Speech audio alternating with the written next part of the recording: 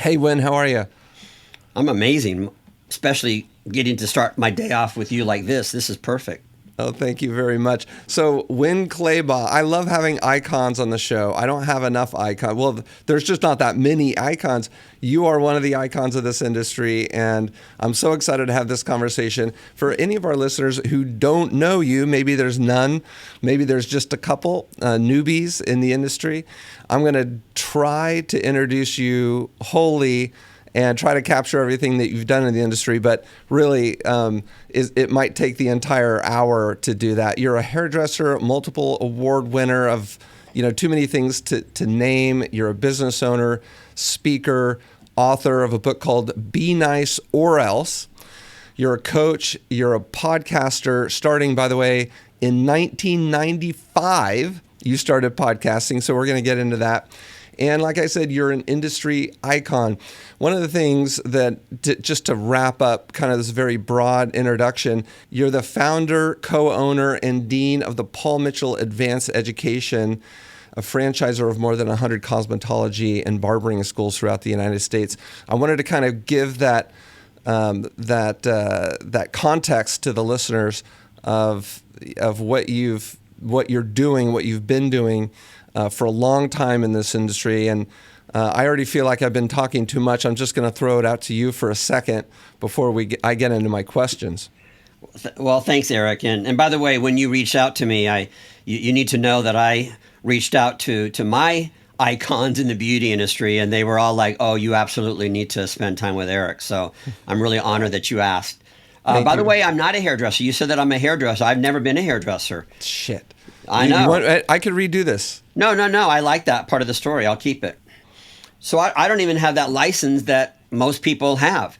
And I like to share that because I've never been held back in the beauty industry simply because I'm not a hairdresser. I don't have that license, and nobody's ever said no to me. So I love that that's part of my journey and part of my history. By the way, I never went to college, not one day of college. I barely, and I mean barely, graduated from high school. Apparently, they want you to show up. I told them I was too busy for that. And before you keep going, what were you too busy doing? Oh, who knows? Just making up excuses, right? Okay. Okay. Oh my gosh. So this is fascinating. So I'm not a hairdresser either. And I think that has allowed me to focus on what I do, which is offering, a working environment as best as we can possibly offer to the beauty industry, to beauty professionals everywhere. And I feel like maybe if I had a license, I would have started working behind the chair, let's say, and I would have built a clientele, and I wouldn't have been able to focus on what I do. But Well, some people call that unconventional wisdom. For a minute in the beginning of my career, people said, well, you're not a hairdresser, and so I don't really care what you have to say. You don't have the credibility. But again, conventional wisdom is what we already know. Unconventional wisdom is what we don't know. So that's going to come from outside sources, and it's what we don't know. That's where we're going to grow. That's where we have the opportunity for making more money. Oh my God. Okay. This is fascinating. So why don't we go back to your beginnings? How did you make it into this industry? How did you become this speaker that you are? And so let's start with high school. You didn't show up, obviously. You almost got thrown out. And then what? Uh, you know, just I just vacillated for a couple of years, not really knowing what I was going to do. However, I did always know, even from the time I was a little kid, that I would be an entrepreneur, that I would work for myself, that I would build something. And when it finally made sense was when I had hairdressers, friends of mine who said, you should open up a salon.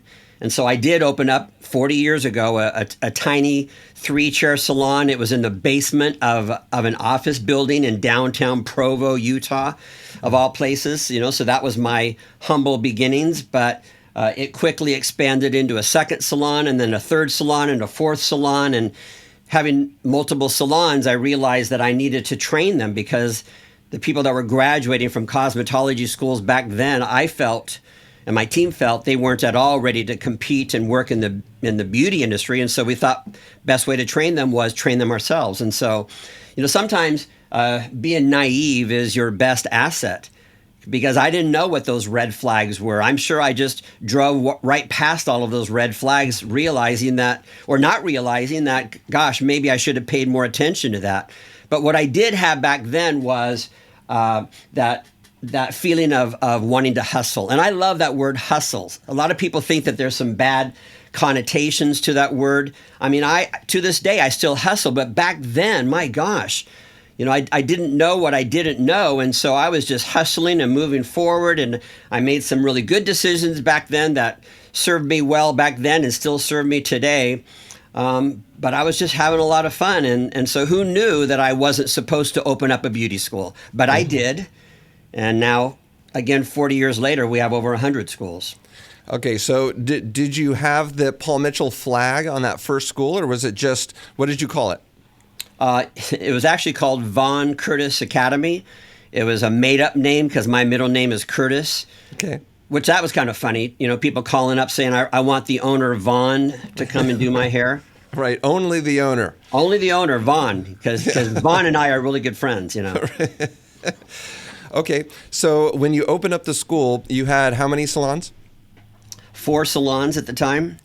All right, so you saw a very practical need as a salon owner to get beauty professionals who were better educated coming out of school, and you saw that the schools weren't doing a good job, so you're going to open up your own. So you open up your own Von Curtis School, also in Utah? Also in Utah. Okay. So opened one in Provo and then eventually expanded into a second school in Salt Lake City. Okay. So we went to the big city after that. You're right. Salt Lake, by the way, has the best job market in the country right now. I just read that. So yeah, Salt Lake is growing, and it's a really great place. I have a friend that lives in Park City. I love going there. So beautiful, so convenient to the airport. I really like Utah. Beautiful. It really is. My dad lived in Utah for a period of time laying bricks 1,000 years ago. So I really like it there. Okay, so you did school number 1 and then school number 2. You were growing the school network. Yes. How many schools did you get before you took the Paul Mitchell flag, and why did you take the Paul Mitchell flag?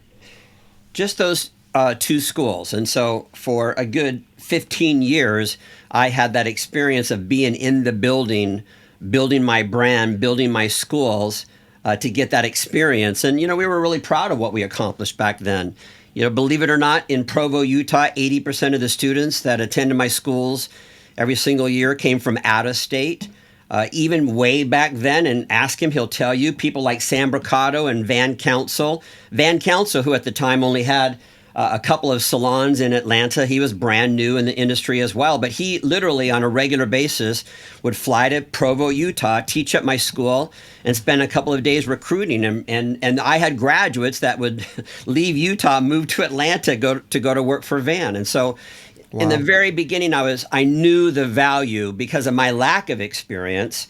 I knew the value of relationships. And so, I don't need to be the smartest person in a room. Maybe for a minute that I did think that I had to be the smartest. If I'm gonna grow, if I'm gonna be truly successful, I have to be the smartest.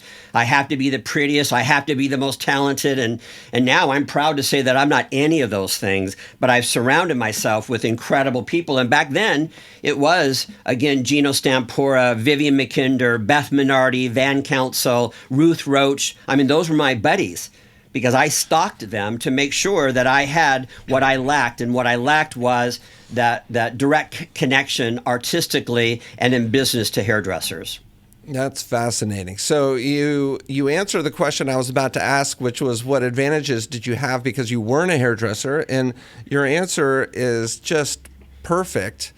You didn't have the ego that may have limited your willingness to go out there and introduce yourselves to the other icons in the industry. So you became a connector of sorts. You curated all this talent, and these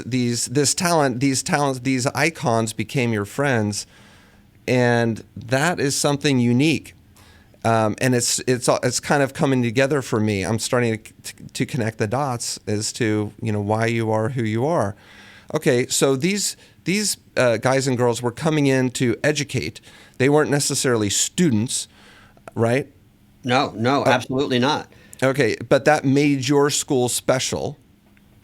Oh, And absolutely. When you consider that a beauty school, not a manufacturer, not a distributor, but a beauty school was hosting the superstars of the beauty industry, and we were doing this on a regular basis. I mean, talk to Eric Fisher. By the way, it's not just back then that I did this, that I networked and built relationships with these amazing people. I'm still doing that to this day. Today, of course, I still have that relationship with Vivian McKinder and Ruth Roach and Van Council, and that list is very, very lengthy. But I'm doing it with the new generation, so to speak. So it's with the Presley Poes and those that I'm still seeking out and doing what I need to do. By the way, earlier, Eric, you used the word connector. I love that word. I love to be a connector.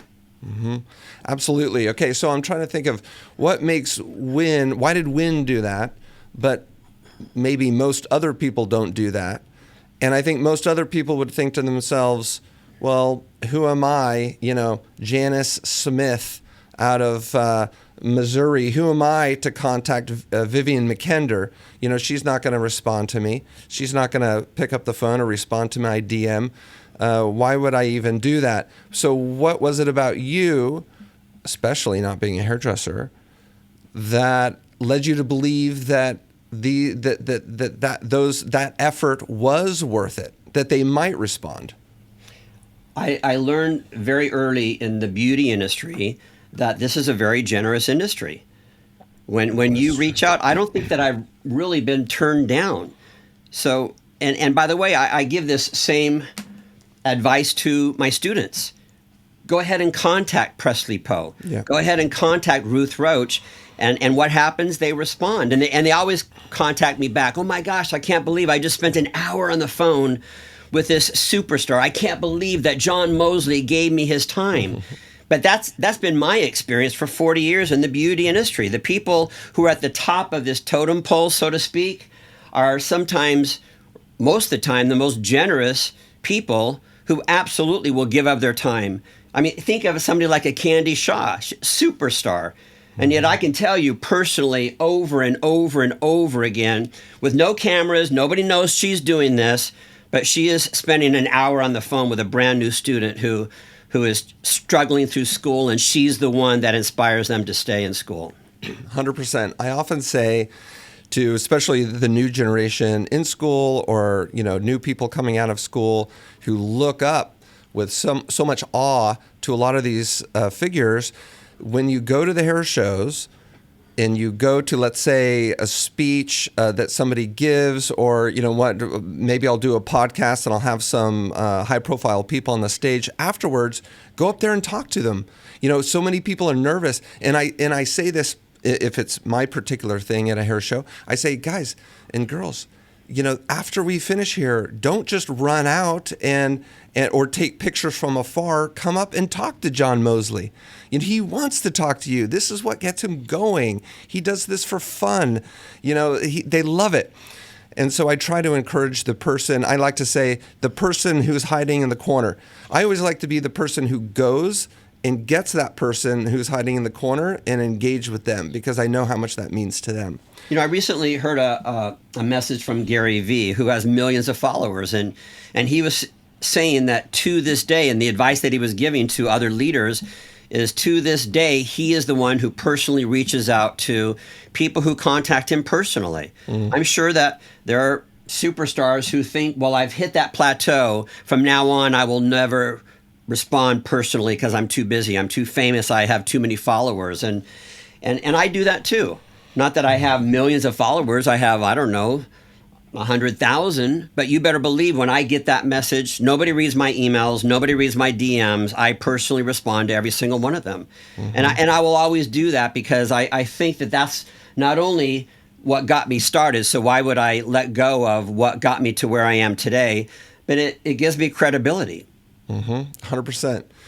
Okay, so something in the intro that I mentioned was a podcast that you've been doing since 1995. Before we started recording, I said, I didn't even know that the podcast platform existed that long ago. You've been doing a podcast called Masters. Yes. And so tell us about that. Well, the term podcast didn't even exist back then. But what I did was I recorded these conversations, and I would put them onto cassette tapes, and I would mail those cassette tapes to subscribers that I had. So back then, I think I charged, it was $12.95 a month, $155 a year subscription, and I had thousands of subscribers all over the world in 10 different countries. I remember counting back then.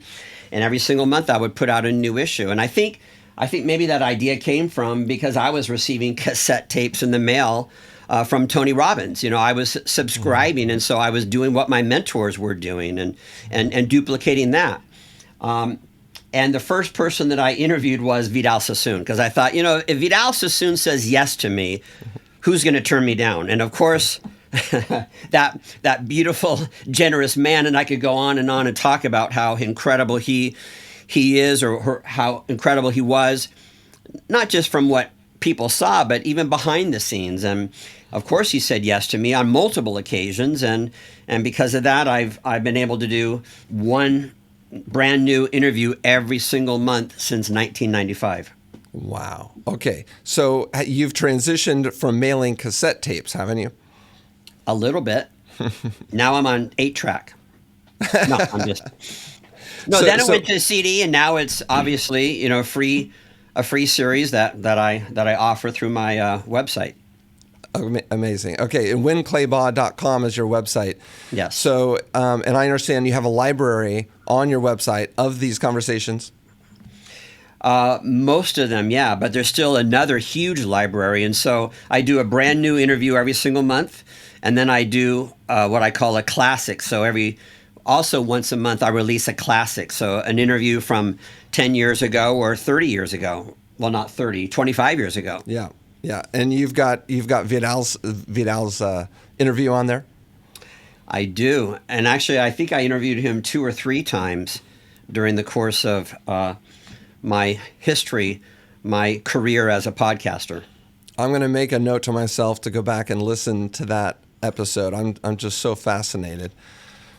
Okay, so you did Vidal, you did a lot of other people. And by the way, I'll take this moment to tell the listeners that when I was on your website earlier, I saw that you've had some very, very important people say great things about you. Larry King has said, Winn Claybaugh is a remarkable guy and one of the best motivational speakers in the country. Vidal Sassoon says, one has to admire Winn Claybaugh. He seems to spend his life uplifting our craft and everyone else's as well. That's amazing. And if you want, I'll give you a quote later by the very important Eric Taylor. I'm kidding.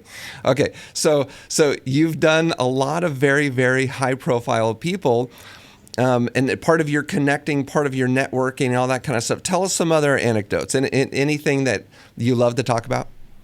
Well, yeah, Larry King read a quote from Modern Salon magazine. So again, I'm going back 20 years. By that time, I had done 5 years worth of interviews of podcasts. And so Modern Salon magazine called me the Larry King of the beauty industry. And Larry King read that, and he called me and said, you need to come to my house so I can teach you how to be Larry King. No way. Yeah. That's amazing. And obviously you went. Of course I did. And he sat down with me, and he gave me some incredible advice and wisdom that I still use to this day when I'm interviewing people. Like what? Tell me. He said, assume that the answer they gave you is not the entire answer. Just keep on digging, go deeper and deeper and deeper. And it's so funny because prior to that time, if I was going to interview somebody, I had the 20 questions all written out in advance, and I'd ask the first question, and then I'd move on to the second question, even though they probably had a lot more to say about question number 1. And of course, I was already moved on. So in one answer, and by the way, this is good advice not just for a podcaster, but as you have a client sitting in your chair. The client will use language, they will use certain words, and you can build upon those words. You can, well, tell me more about that. Oh, you said that you visited that country. Tell me more about that. You said something about you traveled with your cousin. Tell me about your cousin. You said that you were in college, meaning just build upon the conversation. Right, right. I think that I think I do that sometimes when my brain is working well. I just go with my curiosity in the conversation, and I always hope that the listeners like it. I mean, you guys keep listening, so I always like to say, as long as you guys are listening, I'll keep doing this. I don't make any money doing this. This costs me money, but I do enjoy it, and I find that just my natural curiosity leads me, I think, in the right direction. You better believe people are interested in that. Yeah. When it's canned and scripted, and it's not authentic, that's not fun to listen to. But when it's just, two friends sitting around having a conversation, we're like flies on the wall. We love to be a part of that. That's right. And I also write down questions, and I think and I've always done this. I relied on them a lot more in the beginning in 2017 when I first started doing this. I rely upon them much less now, but I like to have them there. One, I think it's good discipline for me to learn about the person before I start talking to them. Of course. It forces me to think about different things that the listeners might be curious about, even if I'm distracted with other things that are happening in my life. It forces me to think about the curiosities, which leads to, I think, the valuable information that comes through for the listener's sake. And it gives me something if the conversation lags a little bit, because not all of our guests, not all of your guests during all your years doing this are great conversationalists. No, you're right. You're exactly right. Sometimes they're in a bad mood. Sometimes they're distracted with the things that they have going on. Sometimes, their pet is sick, or their dog's barking, or their kids are yelling. And so it helps me to kind of force the conversation along, hopefully in a way that doesn't seem forced. I still put, 2, 3, 4, 5 hours of preparation before I do a podcast, which, by the way, is very interesting for me. Yeah. It's interesting for me to study, because I'm not interviewing losers. I'm interviewing people who have a story to tell. I think that the best teachers and leaders are storytellers, and I want to learn their story. I want to hear, how'd you fall down? How'd you pick yourself back up? How long have you been clean and sober? How did you get through that traumatic experience? What happened when you had that huge salon walkout? I mean, I want to hear those stories, and how did you get back into the game? 100%. Okay, so as the listeners are driving to the salon in the morning, they're listening to us. They're not really searching through to see who your guests are. Give us an idea of the type of guests that you have on your show. Anybody that has a story, and usually. So not necessarily hair industry. It could be outside of hair industry. Probably for the first 15 years of doing my master's podcast, it was exclusive to the beauty industry. But then I found that the majority of my listening audience somehow morphed into people from outside the beauty industry. And so, but again, that also takes us back to that unconventional wisdom. I wanted to expose hairdressers to other leaders from other industries. My gosh, what can you learn from a Disney executive? What can you learn from somebody who worked customer service at Nordstrom's or at the Ritz-Carlton? We can learn from other companies and other industries as well. But then I also interviewed people who, again, have phenomenal stories to tell of what they had to overcome. Mm-hmm. Somebody like Cedric King, who lost both of his legs in Afghanistan. Or somebody like a Kathy Buckley, who was born hearing impaired and became the first comedian on the Tonight Show multiple times. Like, how do you go to that level? Mm. And so I love those kinds of stories as well. Give us some other. Why don't you just give us a playlist of the top 3 or the first 3 episodes that the listeners should find? Maybe, and these could be your favorites, or maybe they could just be, well, who knows? First 3. Probably I would go back to some of the most recent ones. So I recently, within the last couple of months, interviewed this guy named Jordan Toma. check him out on Instagram. I think he's got, I don't know, almost 1 million followers. And, his personal story of struggling through school, and it's heartbreaking what he went through. And now he's one of these incredible coaches who travels from high school to high school and grade school to grade school full time, just sharing his story. And I love watching his little videos of promoting his mom and the importance of having your parents in your lives, and he's just ringing true for a lot of people. Some of my past favorites would have been people like Noelle DiCaprio, also an icon in the salon and beauty industry. Back when I interviewed her in I think it was 1997, had been diagnosed with breast cancer, 5 different bouts over a period of years. And I actually had the honor of interviewing her a month before she passed away. And so to have that, well, I get emotional, and that was so many years ago.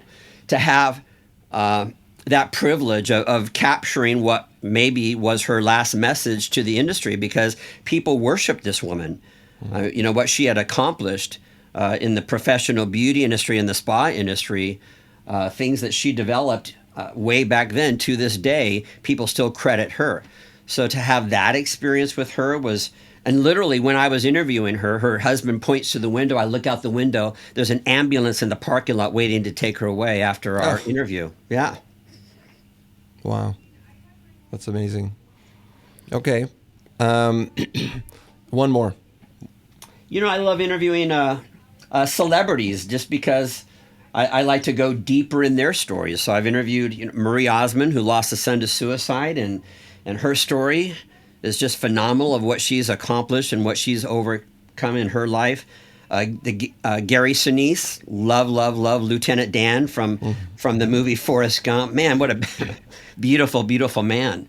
Fran Drescher. So I've interviewed celebrities, but then just people that maybe you've never even heard of, like Sister Bonnie, a Catholic nun who decided to become a hairdresser so that she could do hair for the homeless. So she gets permission from the Catholic Church to enroll in beauty school, graduates, and opens up her salon, which she called the Pearly Gates Salon. Oh my gosh. I love it. Great stories. That's amazing. That's amazing. Okay, I'm just utterly fascinated by this whole thing. So who finds the guests and who gets it? Do you do all the work behind that? There's a lot of work involved in this. I do most of it, but I have obviously a circle of friends and contacts who know that I'm always on the hunt. And so people will send me names and, you got to check out this person. You got to watch this video. But if you were to check out my social media, I'm not following the Real Housewives. I don't really care what they have to say. I check out my feed, and I'm following people who have wonderful stories to tell. Tomorrow I get to interview this woman named Alethea. And again, over 1 million followers, and just somebody who just started putting out these positive little video clips. And now, my gosh, over 1 million followers. I want to hear her story. She's been on the Jennifer Hudson. Is that her name, Jennifer Hudson? Yeah. The singer? Yeah, the singer, yep. Yeah, she's been on her talk show twice. She was a school teacher in Louisiana. And my gosh, what a story that she has to share. So I'm always on the hunt looking for people. That's fascinating. That's utterly fascinating. And I love talking about this because, so much of what I do is this podcast, and I've been laser focused on the beauty industry. And I mean, I've interviewed non-hairstylists, non-beauty professionals, but usually it's in the context of, taxes or insurance and what should a beauty professional do. But it would be fascinating to bring somebody in who maybe has correlated experience with success or whatever. Maybe I'll talk to Donovan about that. But it just seems like there's an endless well of information to mine, within this industry and, helping people, get better. So I know a lot of what you do these days is absolutely correlated to the podcast. I mean, really the podcast is just a different form, but you do a lot of speaking. I didn't call you a motivational speaker, although I think most people would consider you a motivational speaker. I almost feel like that diminishes maybe the type of speaking that you do. Tell us about that. Yeah, people don't come to me. I got to go to them. I don't have a crystal cathedral where people show up every Sunday to hear what I have to say. And so yeah, you got to get out on the road. Of course, social media is one way to develop followers. Doesn't necessarily mean that having 100,000 followers translates into money in your pocket, nor does it necessarily translate into sharing your true, authentic self. So for me, of course, social media didn't exist back then, but for me, it was important to jump on a plane and be with people. And, now people, they might see me on a stage in front of 1,000 people at the best hotel in Las Vegas, getting a standing ovation. And they're like, ooh, I want to do what you do. Well, yeah, you want to stand on a stage at the best hotel and get a standing ovation. But let me tell you how you get there. It's for lack of a better way to say this, it's a dog and pony show.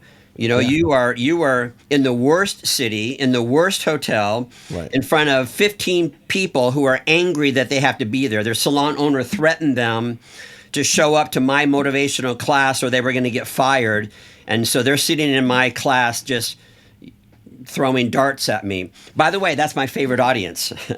I love that audience. An audience that walks in and they have zero hope that this is going to be a positive, worthwhile experience for them. Give me that audience because I know I can turn that around. And it's in doing that, it's in having those kinds of audiences over and over and over again, hundreds, if not thousands of times over a period of 30 years that has helped me develop my message.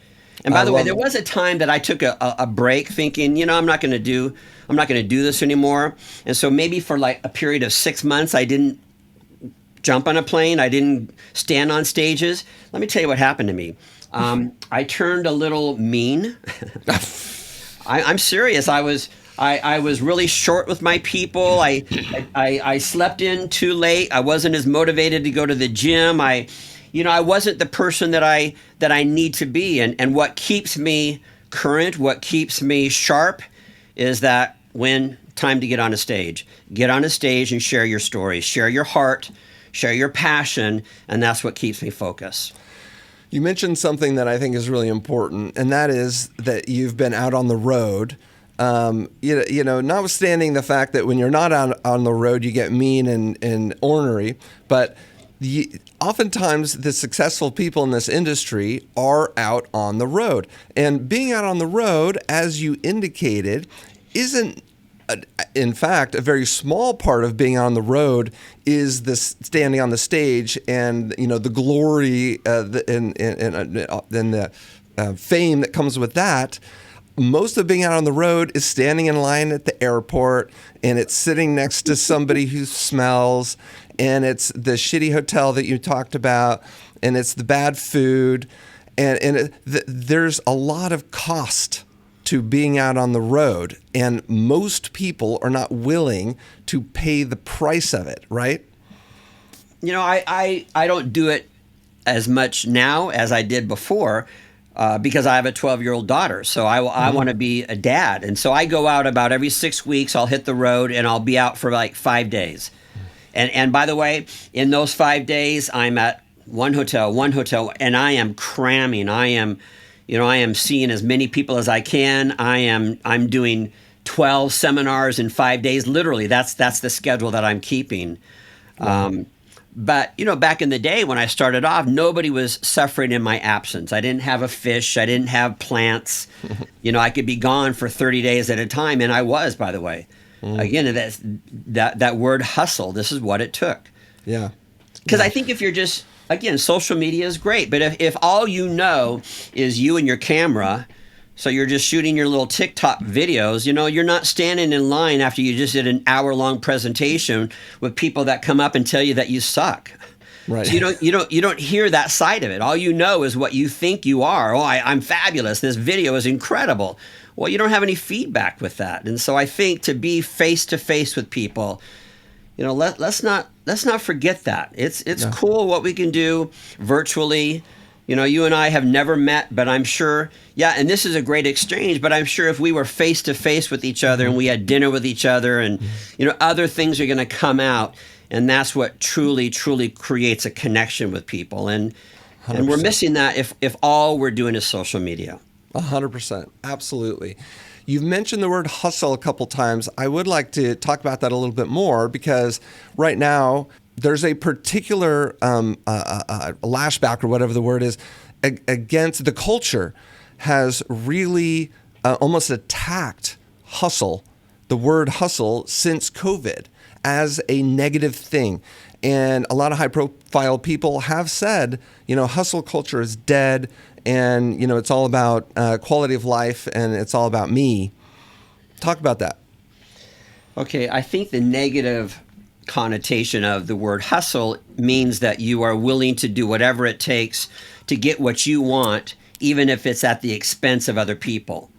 It's at the expense of helping other people get what they want and what they need. And that's, in my perspective, absolutely, that is not what hustle is all about. For me, hustle was, again, I was young. And so I had the opportunity to be gone and to travel and to live in airports and to stay in the worst hotels for something bigger and better later on. We have this generation that can Google anything and everything. They can watch a 5-minute video on makeup and think that Warner Brothers should call them for their next feature film. Oh, and they're going to win an Emmy in 3 weeks from now. There's some damage with that. There's some real value in getting out there and learning from experience. Because you can't Google wisdom, by the way. I'm 65 years old. I just turned 65. And so you can't Google wisdom. I have some wisdom from being on the road hustling, for a good, my gosh, since 1988 is when I think I hit the road the first time to do a seminar. Wow. That's amazing. Okay, so I'm curious now about what you're doing on a daily basis. You're still running the Paul Mitchell schools? Absolutely. I'm absolutely full-time in everything. Now, obviously, I have, like what we talked about in the beginning, I have attracted very, very smart, talented, incredible people. My job is to make sure that they're happy, and I'm proud to say that some people have been with me since the very, very beginning. Amazing. So we retain people, we keep people around, and I get hired by other companies to come in and teach them exactly how do you do that? How do you value your people? How do you get the best of your people? I love telling this joke. This business owner is given a tour of her salon, and the person asks, "So how many people work here?" And the salon owner responds with, "Oh, about half work here." Meaning people show up for one thing, and that is to get a paycheck, but they're not engaged with their passion and with their creativity. And so we want people to be engaged fully. So we're paying a full salary, but we're only getting 50% of their value. Why? Because we don't value them. We don't take care of them. We don't listen to them. We don't make them feel safe. We don't make them feel like they belong. And by the way, this is not just the boss's job to do these things. Every team member working in a salon has this responsibility to make sure that everybody they work with feels safe, that they belong, that they are a part of the process, that their opinion matters. Right? That's the responsibility of everybody. Absolutely. You're talking about culture. And so I've been leading towards the question of how you've been successful and how the Paul Mitchell schools have been successful when so many other schools have gone down. We just lost the Vidal Sassoon School in Santa Monica, I believe. Actually, did we? We did, right? We did. Yeah, several years ago, actually. Yeah. Yeah. And I spoke there a number of times, and I knew the people who worked there, and they were phenomenal. I loved that place. And also the Tony and Guy School we lost in, I guess it's kind of called just the middle of LA. It's near the Grove. Yeah, quite a few of them shut down around the country, yeah. A lot of them have shut down. We lost the Maranello schools, those on the West Coast would know those, the Maranello schools. So many of our beauty professionals have come from those schools in the past. They've shut down, and yet Paul Mitchell continues to thrive, and you offer a level of education that is the aspiration of the industry from what I get, from all of our beauty professionals. How have you been able to maintain in such a difficult environment? Well, that was the perfect setup because the answer is culture. When somebody brags about a Paul Mitchell school, yeah, of course, we're very proud of the facility. The facilities are phenomenal. They're beautiful. Of course, we're really proud of our cutting curriculum and our makeup curriculum. Of course, those things are very, very important. But usually when somebody brags about their experience attending a Paul Mitchell school or working in a Paul Mitchell school, at the top of their list, what do they talk about? Culture. It's culture. You know, there are incredible business leaders who will tell you that culture eats systems for lunch. Culture eats budgets for lunch. It's all about the culture. And, you know, I could talk about what a bad culture looks like just as much as I talk about what a great culture looks like. And we make that a number one priority. Ask any Paul Mitchell school owner or director or education leader when they come together on a regular basis. And yes, we do come together on a regular basis because I feel like if it doesn't start from the top, there's no way that that's going to trickle down.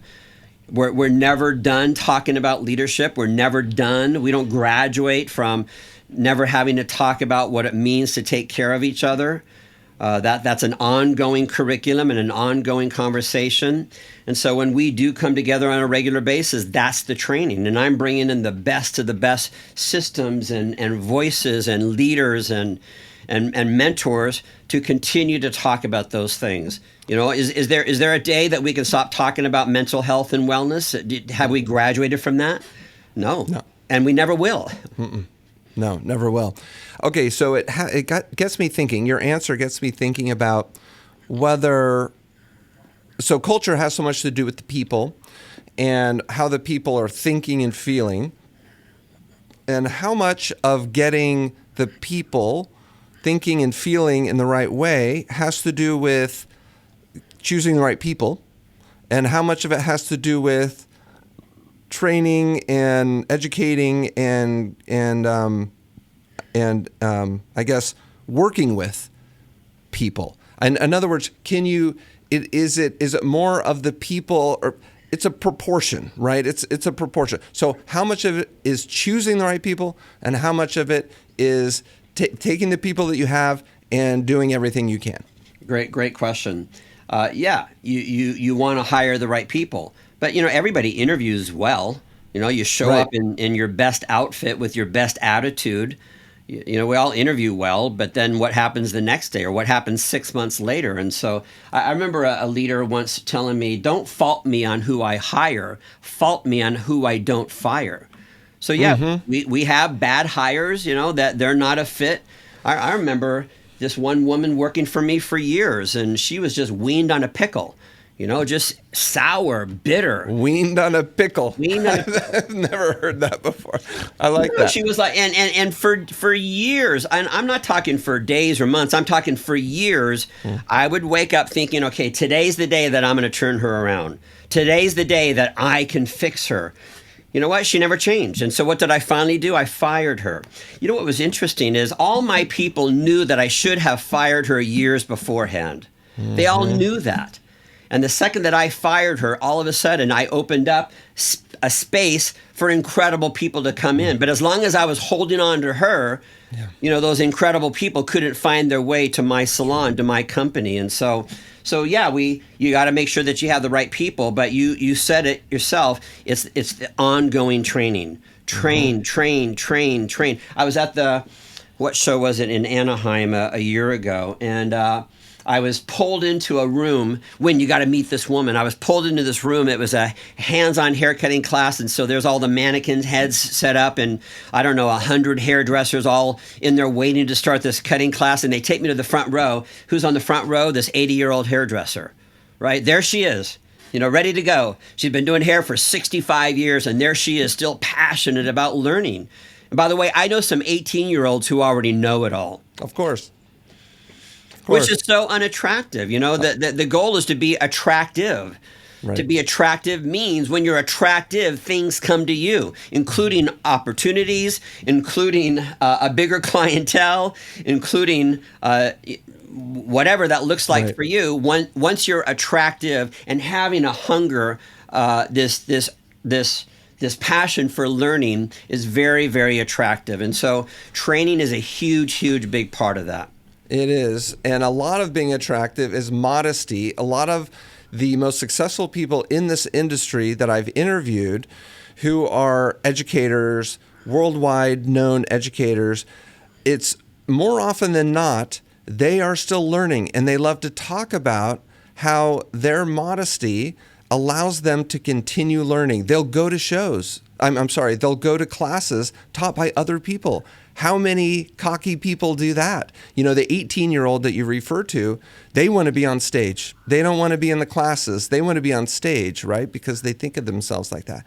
But so many of the people on the stage still want to learn, almost more than they want to teach. You know, they see that the continuing learning is a lot of why they can teach.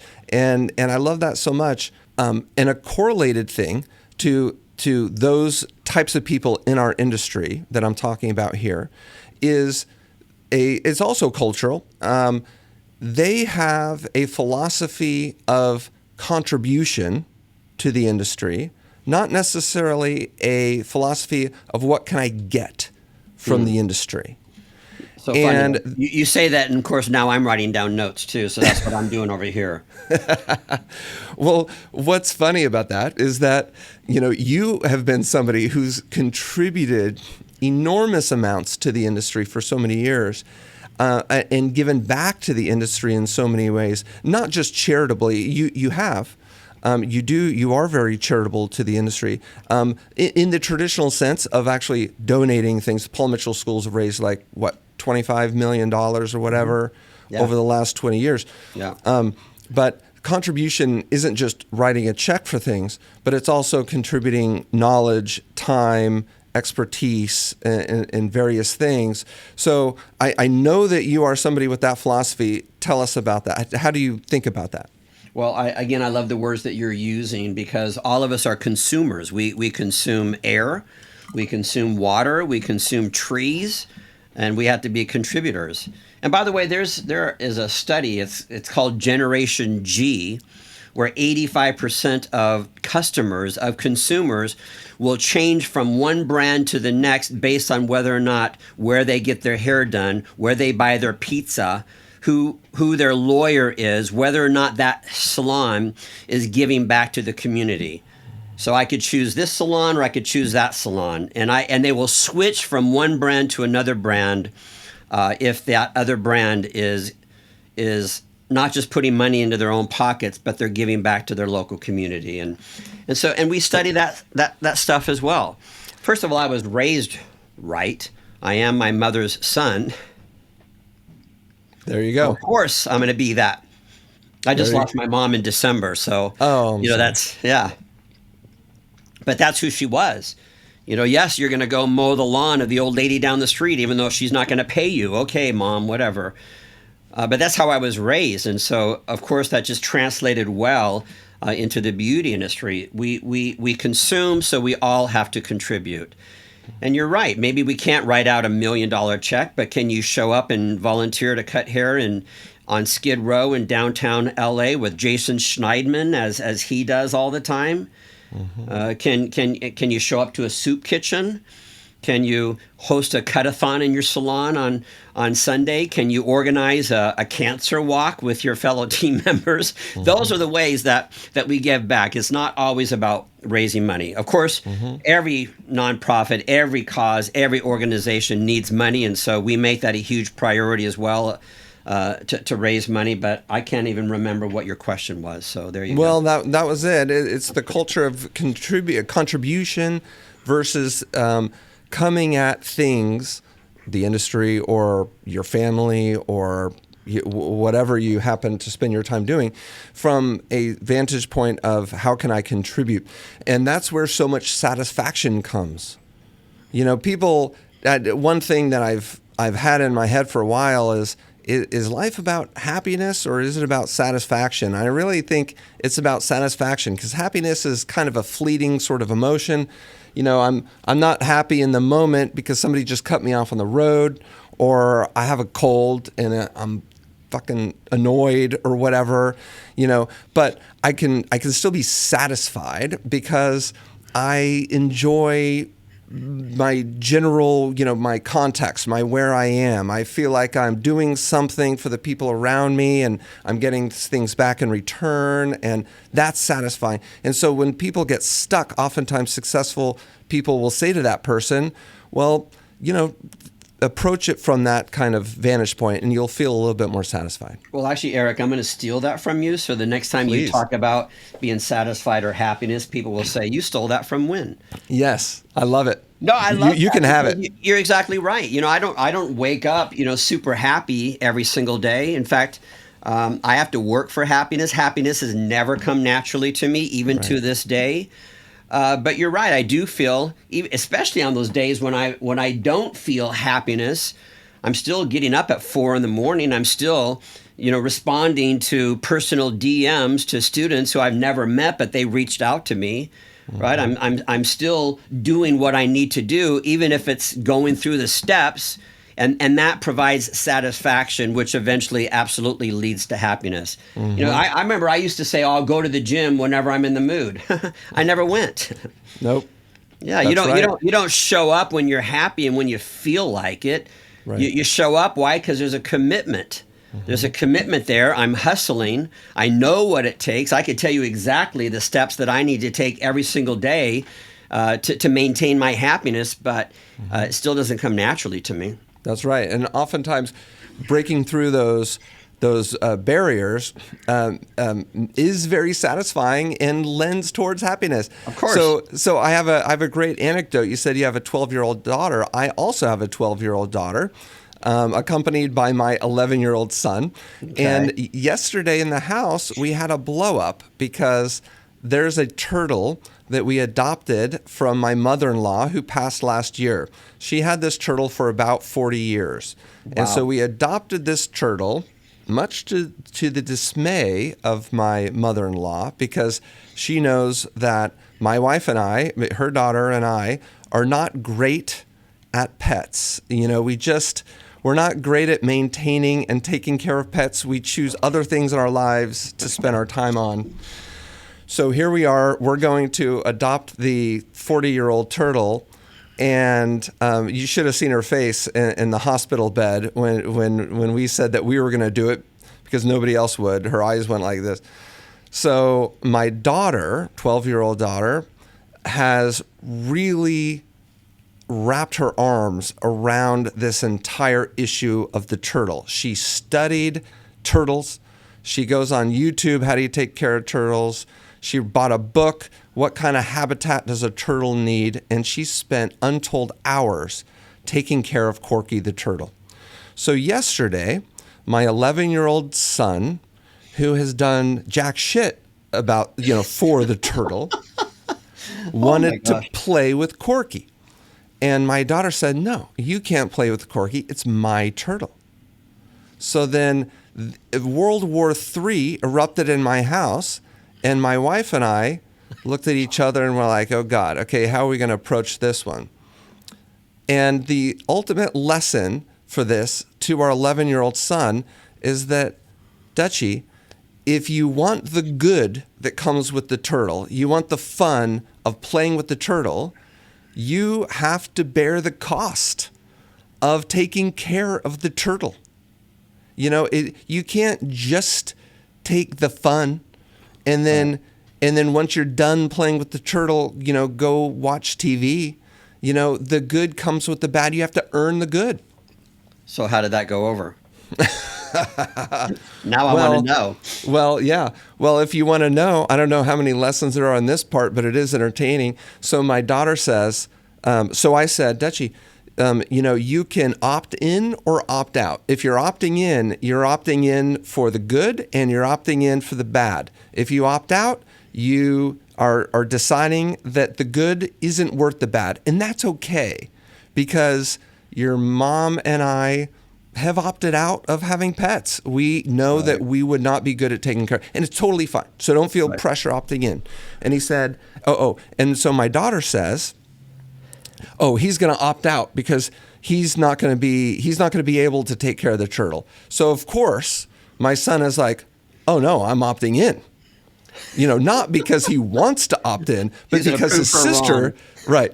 to prove her wrong. Right. So then that began a 3-hour saga of my daughter bossing him around, teaching in quotes, how to take care of the turtle, making it living hell for him to take care of the turtle until he opted out 3 hours later. Wow. He raised the white flag and said, I am out. And you've never seen a bigger smile on my daughter's face. By the way, Eric, this is actually a really good story you need to tell over and over again. Salon owners need to hear this story, because how many times salon owners just make it miserable for that new stylist on purpose. Why would they do that? Because when I was your age, I had to walk 10 miles in the snow to do a haircut. 100%. Yeah. That's right. Because they don't want it to be easy for the new stylist, right? Who has a nice Instagram following enough to get new clients, right? Right. Yeah. Oh, that's so funny. So Winn, this has been an amazing conversation. I've absolutely loved it. I feel like we're cutting it short. I would love to have you on again, but our time has come. Would you come on again with me? Oh, absolutely. Oh, absolutely. I'd love that. Thank you so again, much. I'm sure you prepared. Well, guess what? I prepared too. I made a whole bunch of notes myself. I don't wing this stuff. I need to make sure that I'm showing up 100% and delivering on my promise. And you've shown that for a very, very long period of time, that you've consistently shown up and contributed to the industry. And that's why you are Winn Claybaugh. And that's why, this has been such a good, valuable conversation. Thanks, Eric. But before we go, any last words for the community? I do, just because it's fun stories to tell for hairdressers. So I swear I'm not just dropping names here, but in Paul Mitchell Schools raising $25 million, we've raised money for incredible organizations, to include Children's Miracle Network Hospitals and the Gary Sinise Foundation and Thirst Project and the Coalition to Abolish Slavery and Trafficking. I mean, that list goes on, including we raised money for Dolly Parton's Imagination Library, and Betty White was the president of Morris Animal Foundation. And so in choosing to work with those wonderful charitable organizations, I had the honor of working very, very closely with Betty White for many years, and Dolly Parton. And so now people are like, oh my gosh, Winn, how did you ever get to Dolly Parton? How did you ever get to Betty White? Did you call their manager? Is that you got the manager's name and number and you called them? No, because what's the manager's job? The manager's job is to say, sorry, Miss Parton is not available. The manager's job is to say no. How did I get to those incredible women and many other celebrities? Through their hairdresser. Oh, yes. We went to Madonna a couple of weeks ago, and halfway through the concert, this security guard comes up to my seat, to my chair, like, Winn Claybaugh. I'm thinking I'm getting thrown out of the concert. I didn't know what I did. He's like, Madonna's manager would like to offer you to go out onto the floor there and be close to the stage. And how did that happen? Because of the hairdresser backstage. Hairdressers make things happen. I fell in love with hairdressers 40 years ago, and fortunately, hairdressers like me as well. And so that's why this has worked for so many years, why I'm still just as passionate today about this incredible industry, because hairdressers touch people on many different levels. So never underestimate the power of what it is that we do in this industry. No doubt about it. It's so special. And we saw through COVID how special we were. Hopefully, we as the beauty industry and the people that we serve don't forget it. But thank you so much for contributing, for being such a power in this industry. And I look forward to our next conversation. Thanks, Eric. Truly a pleasure, really.